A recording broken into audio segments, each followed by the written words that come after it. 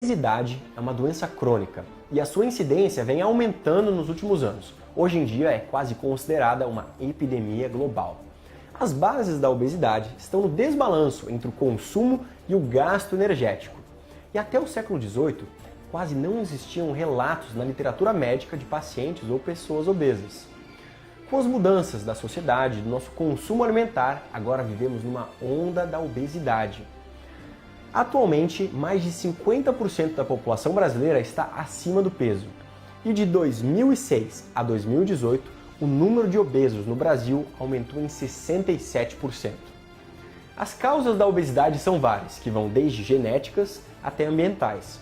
Analisando a nossa alimentação, cada vez mais temos porções maiores, com maior densidade energética, menor preço e assim mais acessibilidade.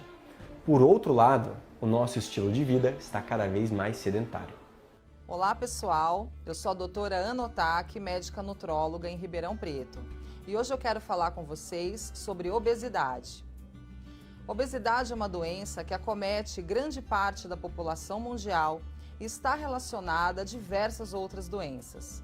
Uma doença que, além de causar limitações, pode levar a outras doenças, como hipertensão, diabetes, aumentar o risco de infarto e AVC. Está relacionada também, muitas vezes, a doenças da parte emocional, como compulsão, ansiedade, depressão. É uma doença, portanto, multifatorial e necessita, assim, um tratamento multidisciplinar. É importante que você, que sofre de obesidade ou sabe de alguém que sofra de obesidade, que tem tratamento. O tratamento hoje está moderno, multidisciplinar e é possível melhorar a sua qualidade de vida. Procure ajuda profissional e cuide-se.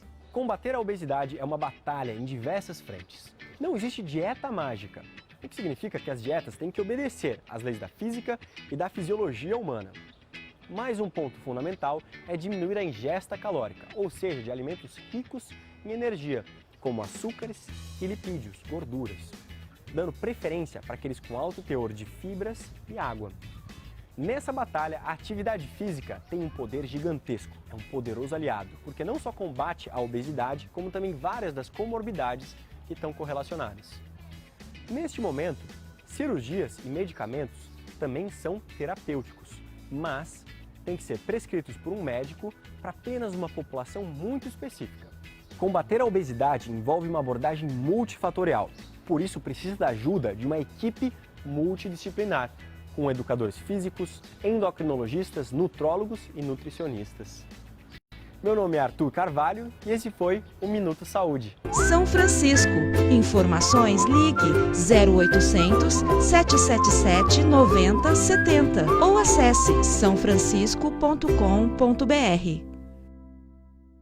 Aniversário Savenhago. Toda semana R$180 mil e mais de 1.200 cestas básicas para serem doadas pelos ganhadores. Sorteios semanais e por cidade. Mais de 1 milhão em prêmios. Você ganha, faz o bem. E economiza de verdade. Contra filé Friboi, R$23,90. Arroz Pop, R$12,90. No nosso cartão, óleo soia, R$3,55. Açúcar Cristal União, R$7,99. Leite Nilsa, só R$2,95. No nosso cartão. Aniversário Savenhago. Juntos, multiplicando o bem. Você pode ajudar o Hospital de Amor comprando o Hipersaúde e cedendo o direito de resgate. No Dia dos Pais vai chover dinheiro. São R$600 mil só no quarto sorteio. É isso mesmo, R$600 mil de uma só vez e tem mais. No primeiro sorteio 20 mil, no segundo 40 mil, no terceiro 60 mil. No Hipergiro 40 prêmios de 5 mil. É isso mesmo, são 40 ganhadores de 5 mil cada. E no quarto sorteio 600 mil isso mesmo, 600 mil de uma só vez. Hipersaúde, ajude e concorra. Você está na multiplataforma do Grupo Tati de Comunicação. ZYD 988, classe especial 91,3 pela Tati FM. E ZYK 643, rádio 79 AM, onda média 590 kHz. Ribeirão Preto, São Paulo. Agora, na Tarde Inteligente do Grupo Tati de Comunicação, Sérgio Degrande traz as notícias e os fatos mais relevantes do momento com um ponto de vista totalmente diferenciado. Agora em Pauta, na Tati FM e TV Tati.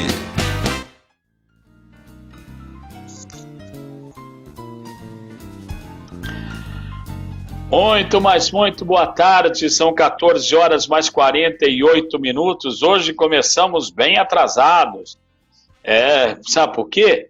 Porque o Dória falou, né? Então nós fizemos a transmissão do discurso do governador, o Dória, e obviamente o nosso programa hoje começa um pouquinho mais tarde, mas não tem problema não, tá tudo dentro de casa, tudo certinho, tudo maravilhoso. Só lembrando que o nosso tema de hoje é o Líbano. Como eu tinha prometido para vocês, nós faremos um programa, talvez a gente precise de um outro programa, já está aqui programado para que a gente trate esse assunto de tão vasto que ele é, nós vamos tratá-lo mais de uma vez. E eu quero agradecer a sua audiência fantástica das pessoas que estão nos acompanhando aí pela TV, pelas duas TVs, né? 3 TVs, se a gente for levar em consideração, pela 32.1, meu pai, 32.1, que pega toda a cidade de Ribeirão Preto e mais a nossa grande região. O pessoal de Cravinhos tem mandado muito recado para nós, Sertãozinho, Dumont, obrigado, viu? Muito obrigado pela audiência. Você que está nos acompanhando pelas rádios, a 590 AM 79, e a 91,3 Tati FM, muito obrigado por estar na sua companhia. Você que pode estar em casa, pode estar no carro, pode estar no caminhão, passando por aqui, muito obrigado pela sua audiência. E aqueles que estão conosco aqui na internet, mandando o seu recado, muito bom. A gente tem lido os recados das pessoas, continue participando conosco, é uma satisfação enorme poder ler o que você comenta e, obviamente, a gente, na medida do possível, faz o comentário aqui no programa. Mas é muito bom, porque esse é o espaço democrático que você tem para conversar conosco. Hoje nós vamos falar sobre Líbano, mas antes disso eu quero lembrar aos senhores que é aquela parte chata do programa, falar sobre os números da Covid. 2.927.807 brasileiros foram infectados. Desses, infelizmente, 98.844 famílias estão sofrendo hoje no país, 98.844 pessoas nos deixaram. Não é pouca gente, não são números, são pessoas que têm história, que têm o que dizer. E Ribeirão Preto? Bom, Ribeirão Preto saiu da fase vermelha e foi para a fase amarela. Pularam a fase laranja. Que bom, a partir de amanhã nós vamos ter o comércio aberto para a satisfação dos comerciantes de Ribeirão Preto. Mas Ribeirão Preto apresenta 15.432 pessoas infectadas, das quais 427 perderam a vida. Eu só quero fazer uma pergunta básica para o nosso querido prefeito. O senhor aceitou as pressões, o governador também, obviamente. O senhor aceitou as pressões do comércio, o que é justo, diga-se de passagem, porque não dava mais para ficar do jeito que estava. Até aí eu concordo em gênero, número e grau. Não dá para matar ninguém de fome, é impossível. Mas eu quero fazer uma pergunta que precisa ficar muito claro. Ribeirão Preto ficou, obviamente, ficou numa zona vermelha, numa situação muito difícil, na zona vermelha, até hoje, né? E o comércio fechado. Só que os números estão aí. Não acabou a pandemia. Agora vamos abrir tudo. Vamos. As autoridades epidemiológicas da cidade estão muito preocupadas. Eu também. Eu não sou epidemiologista, mas eu gosto de ler números.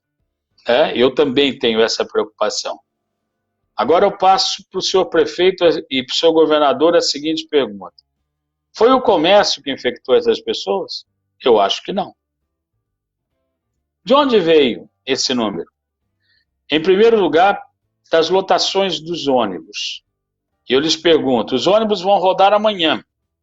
Amanhã o centro de Ribeirão Preto vai virar um carnaval. Quem vai trazer essas pessoas para cá? Logicamente, quem tem o seu carro vai de carro. Mas não é a grande maioria. A grande maioria vem do quê? Vem de ônibus. E eu pergunto, vai ter fiscal? Teremos 100% de transporte público? Porque, senhor prefeito, senhor governador, o que contaminou essa cidade não foi o comércio. O que contaminou essa cidade foi a aglomeração. E a aglomeração mais visível que nós tivemos em Ribeirão Preto foi no transporte público, que deixou 40% da frota à disposição. E amanhã? Os senhores prepararam alguma coisa? Os senhores sabiam que haveria essa abertura? Existe conscientização nos órgãos de imprensa? Os senhores fizeram propaganda nos outdoors, nos panfletos? Os senhores propagaram como educar essas pessoas? Porque nós já vimos que as pessoas não estão nem aí, é da índole humana. Teve muita gente que fez festa e pegou doença dali, churrasco, né? E as doenças vieram desses pontos. Mas os senhores conscientizaram? Os senhores fizeram campanhas ou deixaram simplesmente para a mídia ficar fazendo a pressão? É essa a pergunta que eu faço. Como é que você passa de uma fase vermelha para uma fase amarela sem preparar as pessoas? Eu acho que todos nós devemos rezar muito. Mas rezar muito a partir de agora, rezar demais, porque sem o controle de aglomerações, sem a polícia, a Guarda Civil Metropolitana, a fiscalização, agindo de forma dura, eu acho que nós vamos colher frutos muito terríveis. Quero queimar a língua. Quero, daqui mais 2 semanas, usar esse espaço para dizer, e farei com a maior felicidade do planeta Terra. Errei. Graças a Deus, não houve mais casos. Nós não tivemos mais nenhuma morte, nós não tivemos mais infectados, e a coisa está muito boa. Só que não, né? Só que não. Vamos rezar. Você sabe rezar, meu amigo? Se você não acredita em nada, pelo menos tenha um pensamento positivo nisso. Já vai ajudar muito. Vamos falar do Líbano? Quem está comigo é o Candeloro, né? Se o Rufino estiver junto, seria bom também, mas por enquanto o Rufino não apareceu ainda, daqui a pouco ele vem. Está comigo o Marcos Paulo Candeloro, nosso analista, um dos maiores conhecedores do problema do Egito, porque o lance dele é análise internacional e faz análise brasileira também, né? Mas a análise internacional é o forte dele. E ele está comigo aqui. Boa tarde, Candeloro. O que está acontecendo no Egito antes que cheguem os outros? Egito ou Líbano? Opa, Líbano. Eu falei Egito, estou ficando louco. Boa tarde, mestre. Um prazer enorme. Boa tarde, amigos, ouvintes, telespectadores e internautas. Sempre um prazer estar contigo, dividir mesa, mesmo que virtual. E o Líbano, na realidade, está passando por um problema que ele teve como estopim. É uma crise que vem se desenrolando desde a Guerra Civil Libanesa, da ocupação síria, e que culminou num processo de reformulação do Estado libanês, culminou num processo de reconstrução, inclusive, do Líbano, sem o sectarismo religioso. Vale destacar que o Líbano é talvez um dos estados mais sectários do mundo. Você tem cristãos dos mais variados segmentos, você tem islâmicos, você tem budistas, você tem uma pequena parcela de outras religiões, mas é uma composição muito heterogênea de religiões dentro do Líbano. E o que aconteceu com o Líbano nessa reformulação? Ele passou por um processo de indexação ao dólar. O processo de indexação ao dólar da lira libanesa acarretou, como naturalmente a gente conhece já esse processo de muitas vezes, acarretou em juros altos, num alto endividamento da classe média. Só que o Líbano, diferente da Argentina, que passou por um processo semelhante recentemente, essa indexação ao dólar, ela levou a um endividamento muito grande e o Líbano não produz quase nada em termos de commodities, alimentos. O Líbano importa 80% de seus alimentos. E 83% desses alimentos chegavam pelo porto libanês, que explodiu nesta terça-feira. O Líbano hoje passa por uma crise humanitária, política, social e econômica. E a gente precisa entender uma outra característica do Líbano, né? O Líbano é formado por pessoas extremamente competentes, trabalhadoras, mas que pelas condições climáticas, políticas, acabaram fazendo aquilo que a gente chama de diáspora. Ou seja, eles saíram para ganhar o mundo. Então, alguns países como Espanha, os Estados Unidos, o Brasil, a Argentina, eram esses libaneses. E por incrível, né, que pareça, né, eles chegaram aqui sem nada, muitos chegaram absolutamente sem nada, mas a força de trabalho desse povo é tão extraordinário que a grande maioria se deu muito bem. E hoje são os responsáveis por comércio, por indústrias, por empresas sólidas no Brasil, nos Estados Unidos, na Espanha, na Argentina e por aí afora. Infelizmente, uma das melhores culinárias do mundo. Exatamente. Infelizmente, para o povo libanês, eles não estão no Líbano. Eles estão fora do Líbano. E eu conversava com um libanês, muito amigo meu, no desespero dele em querer ajudar as pessoas que lá estão e sem poder. Porque eles não perdem a raiz. Isso pode fazer o que for. Mas muitos estão vivendo da diáspora mantinham residência no Líbano, negócios em outros países e residência no Líbano. E eles não vão abrir mão disso, eles não vão abrir mão da ajuda, da linha humanitária para o país deles. Eu tenho certeza que o Líbano vai ser recomposto.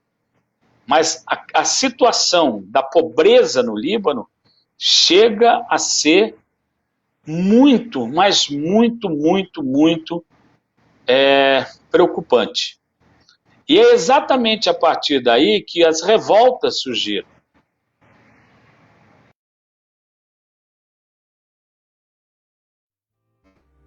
A grande divisão religiosa do Líbano. E ao mesmo tempo que tem essa divisão religiosa, também tem os processos de rusgas, de brigas entre essas camadas. E tanto que o governo atual do Michel Aoun, no desespero, chegou a dizer que essa explosão foi um incidente. Mas o povo libanês no mundo inteiro, não só aqui, mas no mundo inteiro, sabe que isso não é verdade.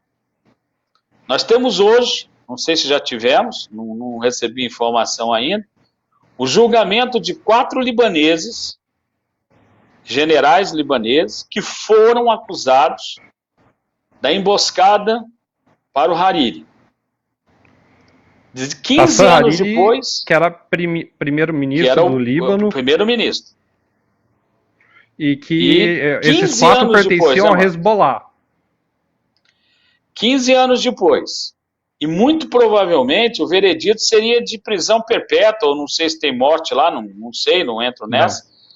Não. E então seria prisão perpétua. Então o grande problema é a ação do Hezbollah, embora Hezbollah, tenha dito que não tem nada com isso. Eles não têm nada com isso. Mas está estranha essa situação. Eu queria que você mostrasse isso para as pessoas de uma forma geral. Aliás, é bom lembrar, né, que até o ano passado o filho do Hariri era o primeiro-ministro também. do Líbano, né? E largou o cargo, renunciou e deixou lá um vácuo, e depois o Michel Aoun pegou. Mas como é que se explica isso para as pessoas que estão em casa, que estão vendo o noticiário, mas não estão entendendo nada? O Líbano, para começar, ele está numa região extremamente complexa em termos geopolíticos, né? Então, de um lado, ele tem a Síria, em guerra civil ainda, vale destacar que a Síria não saiu da guerra civil, há resquícios do Estado Islâmico, então você tem ali grupos, células terroristas atuando, você tem do outro lado Israel, que é um inimigo geopolítico histórico do Líbano, passaram por diversas guerras de lados opostos, e a única saída do Líbano para escoar mercadorias ou para importar mercadorias é pelo porto de Beirute.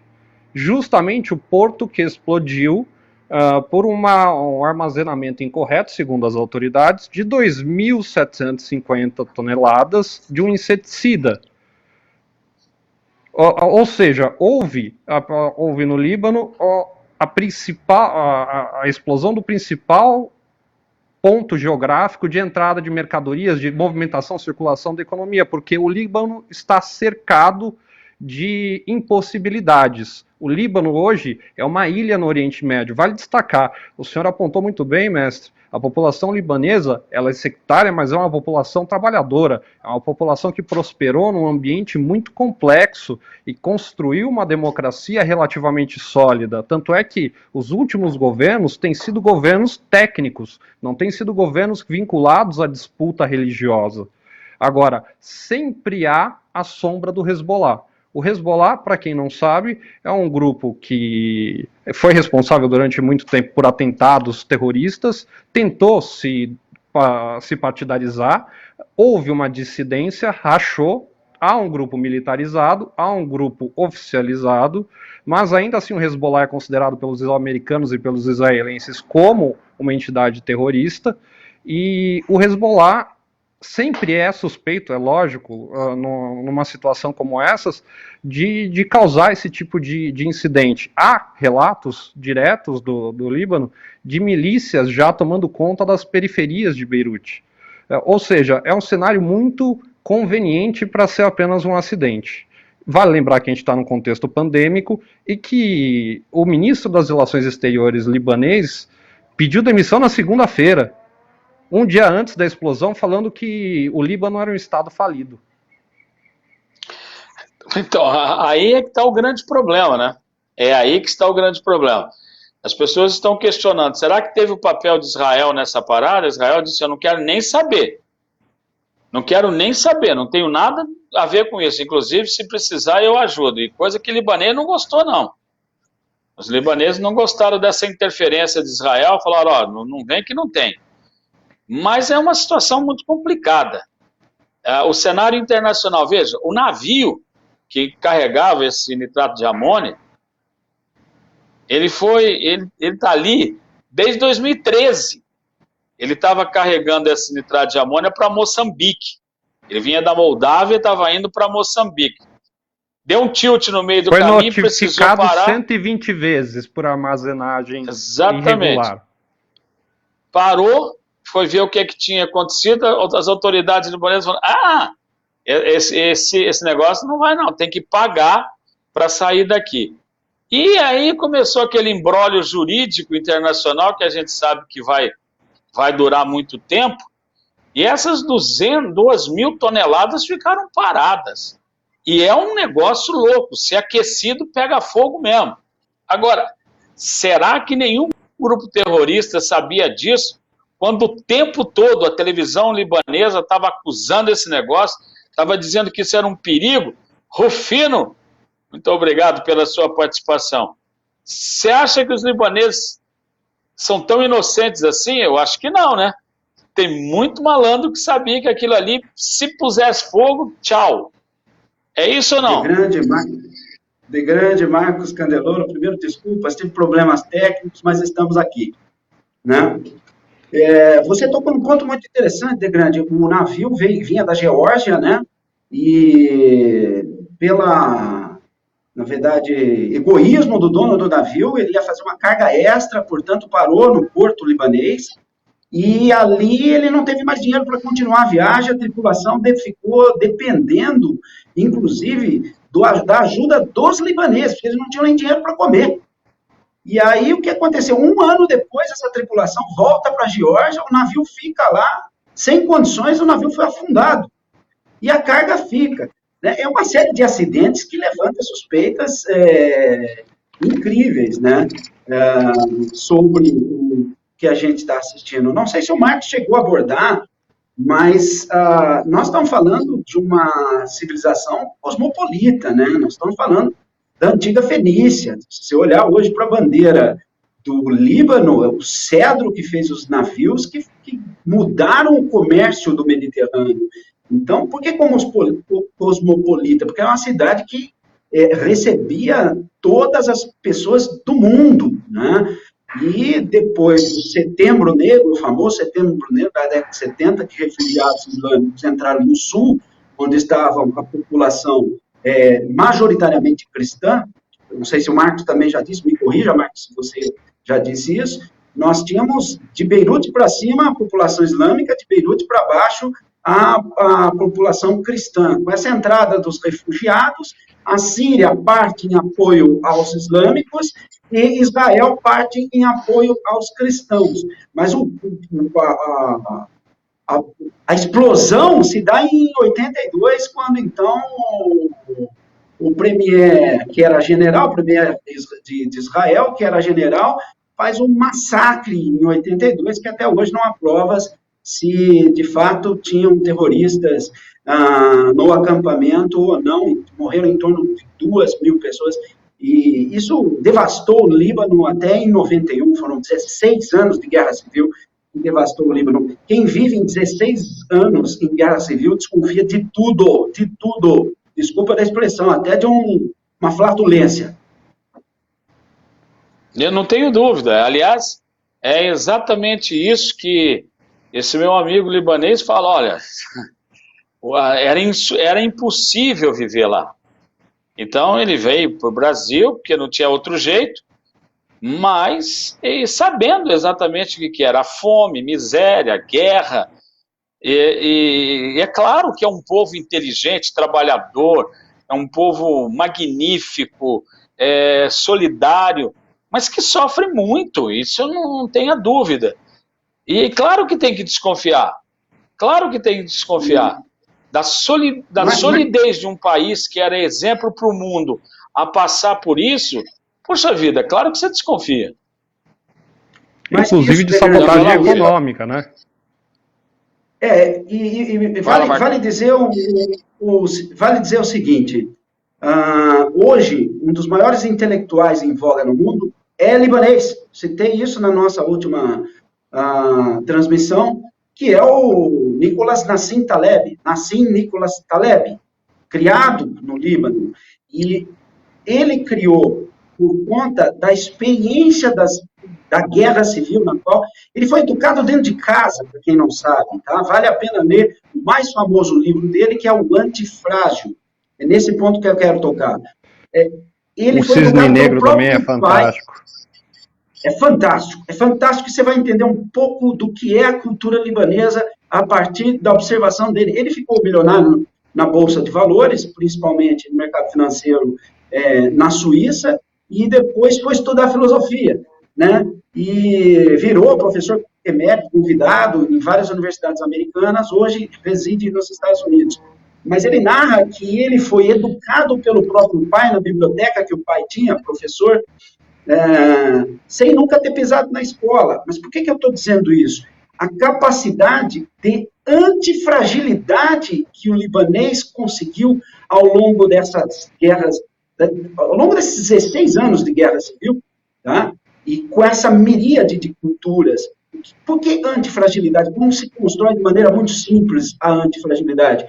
Com estressores. E quer lugar que tem mais estressores, causas estressoras do que o berço de uma civilização que era navegadora, né, e uma civilização que assiste nos últimos anos, a crises intermináveis. Não veio à toa, o povo libanês vai precisar ser muito forte, mas ele já é, por tradição, antifrágil. Ele está adaptado. Resiliente. É mais que resiliente. Eu vou chamar mais... Diga, Rufino, desculpa ter uma cortada. Eu vou chamar mais um integrante para a nossa mesa aqui, que também é um cara maravilhoso e conhece tudo desse assunto, que é o professor Gilberto Abreu. Gilberto, muito obrigado. Mas antes de você falar, Gilberto, antes de você abrir a boca para falar alguma coisa, e vai ser um show de bola, como sempre, eu quero te mostrar um vídeo para todos nós. Líbano ferido. Ouça-me, Gibran. 1/10 botas de invasores sulcam o vale do Beká. Imaginam os que as calçam que ali no Líbano seu estandarte ficará. Nas colinas e nas montanhas os observam olhos vegetais. Desde as raízes e entranhas zombam deles os olivais. Os seguem cães raivosos que ladram e mordem botas que pisam e ferem. E os cedros que entre as pedras medram, os vejo, soberanamente os recebem. Gibran, poeta quem o pranto aos olhos umedece. Profeta cremado, semeado em solo querido. Fenícia, rubra púrpura que das cinzas renasce. Zombe a morte. O Líbano é apenas ferido.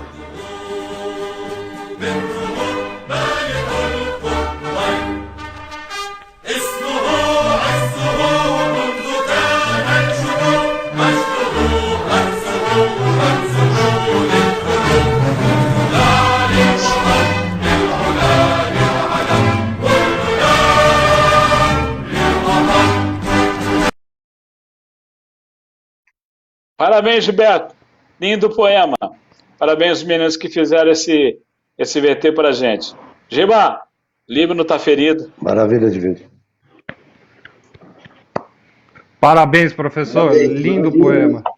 Lindo. Obrigado. Gilberto, o Líbano está ferido ou não? Sempre. Eu estava ouvindo aí algumas falas, né? Alguns historiadores, um historiador que agora não vou me lembrar o nome dele, ele chamou essa região toda, né, de passarela de conquistadores.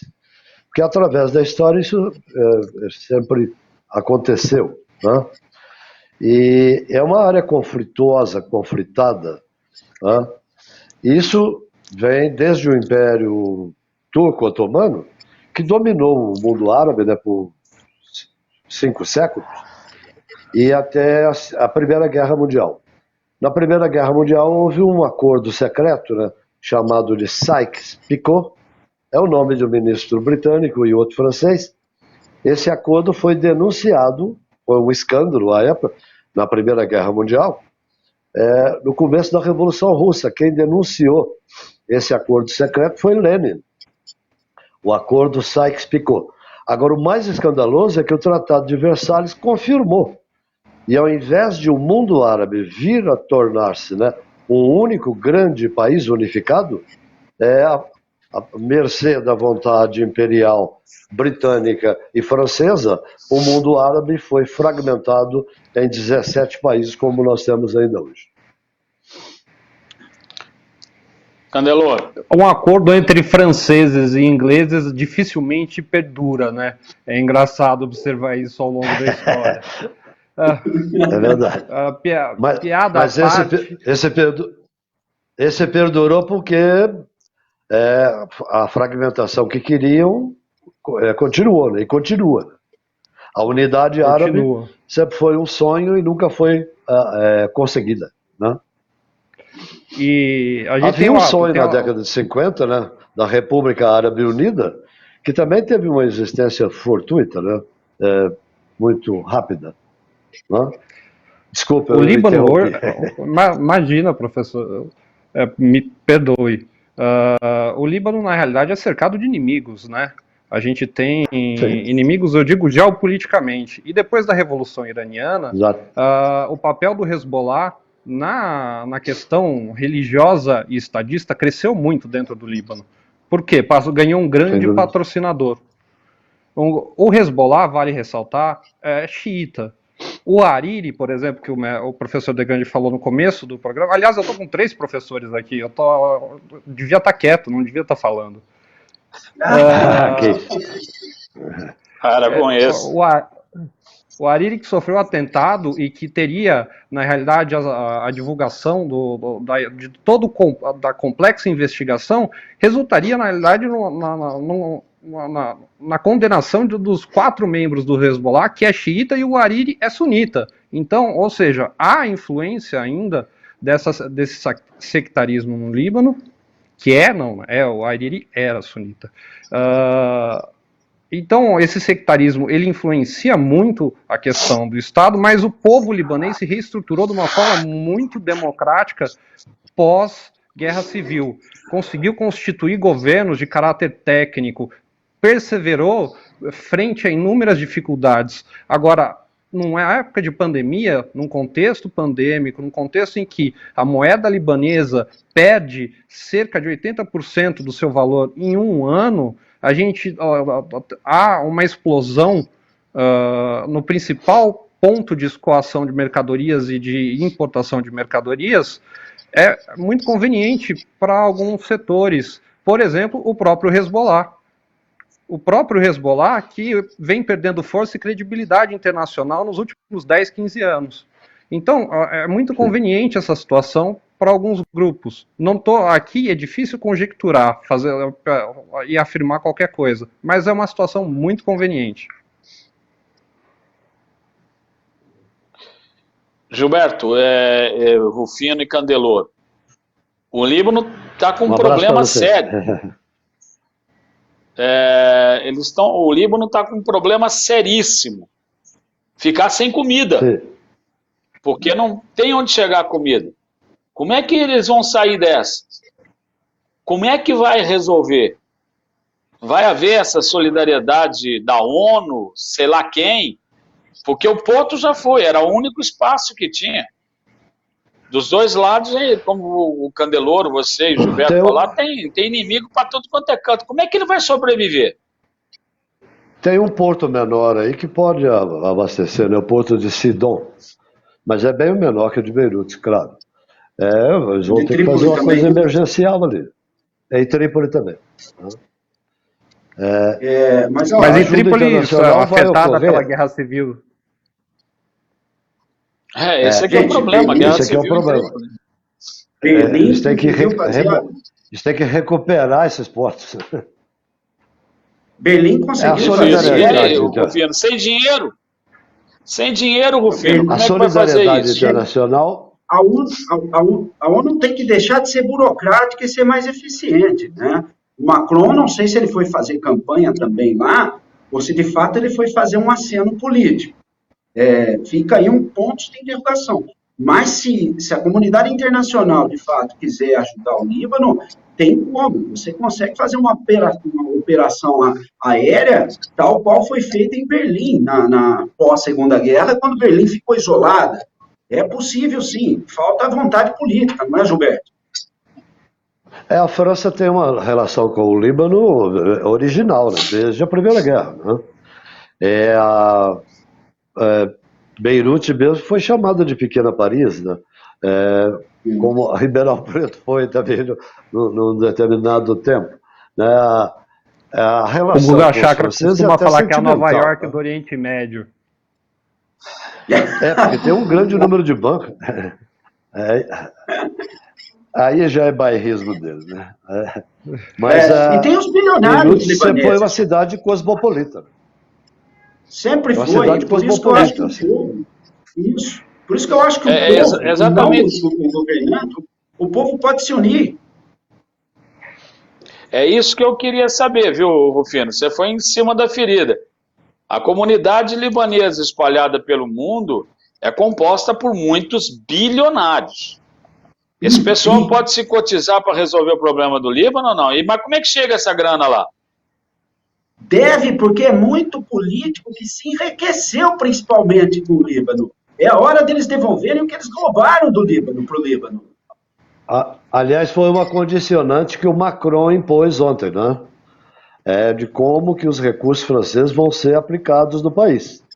Porque a França foi o primeiro país que se solidarizou, não sei se por oportunismo ou não, mas tem uma relação mesmo dos franceses com os libaneses muito histórica. Forte, né?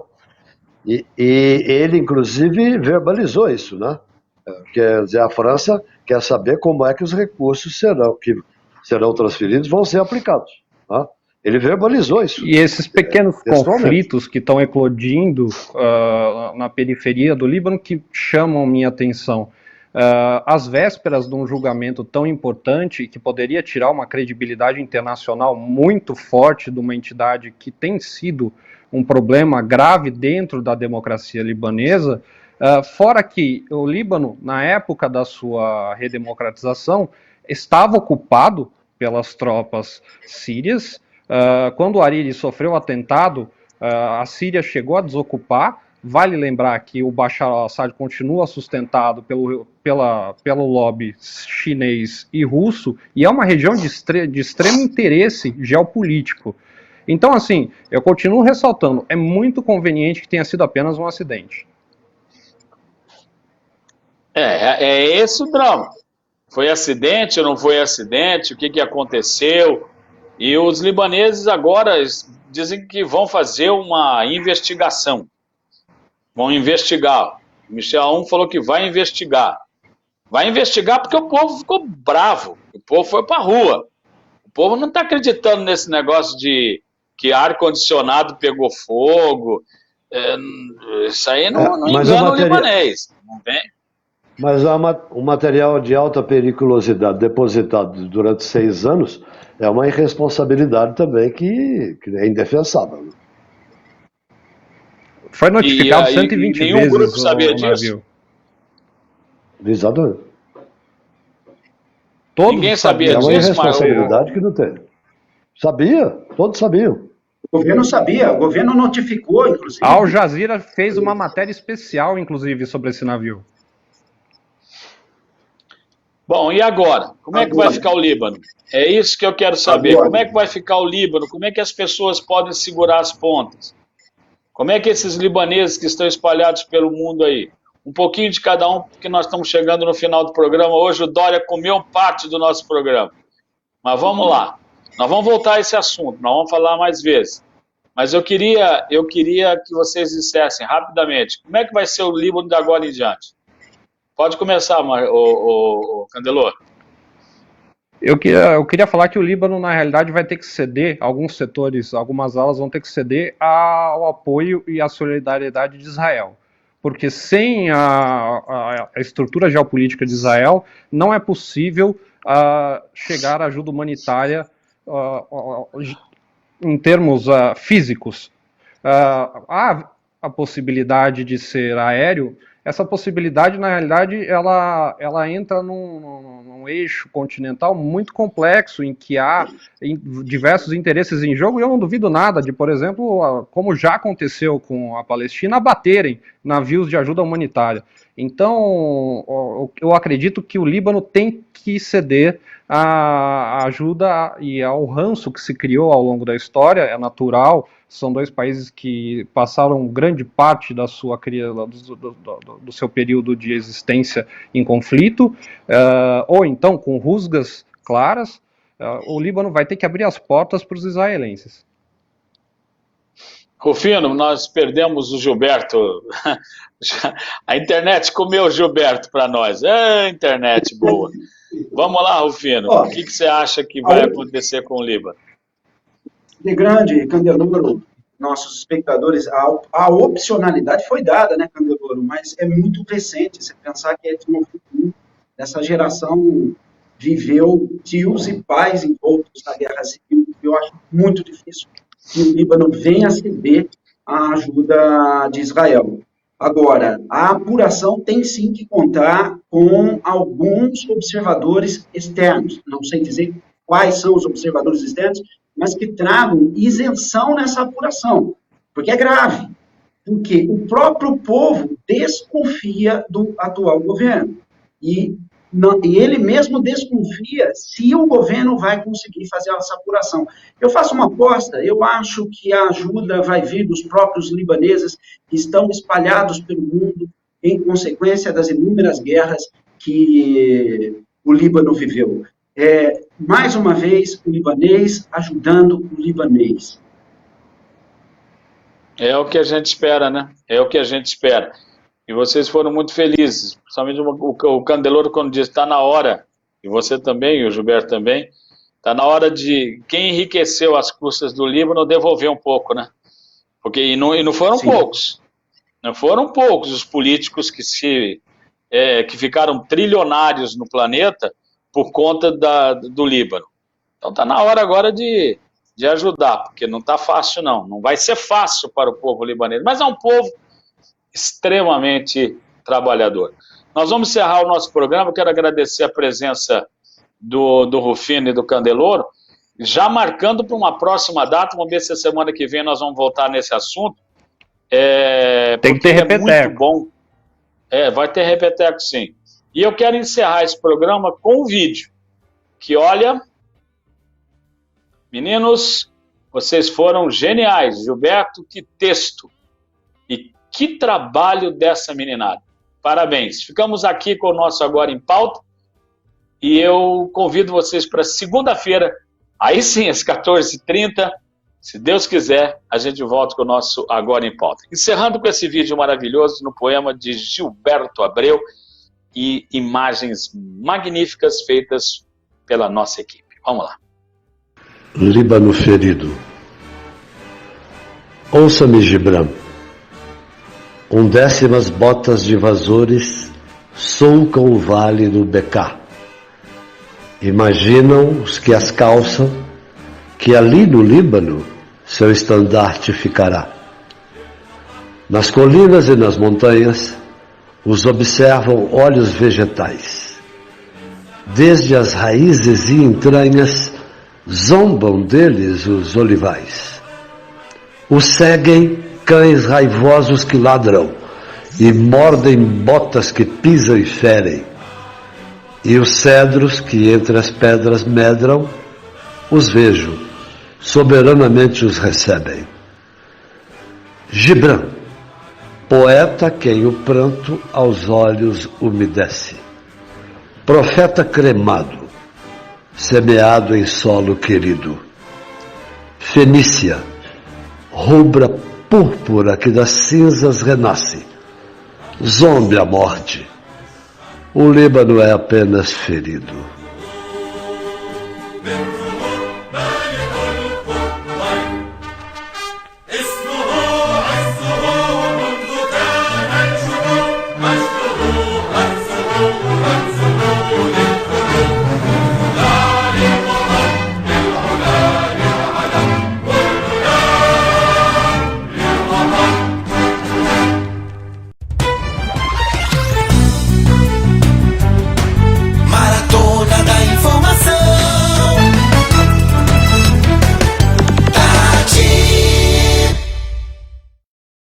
As entregas do governo federal no combate aos impactos do coronavírus em São Paulo não param. São mais de 640 novos médicos, cerca de 2.465 leitos de UTI, mais de 870 ventiladores pulmonares e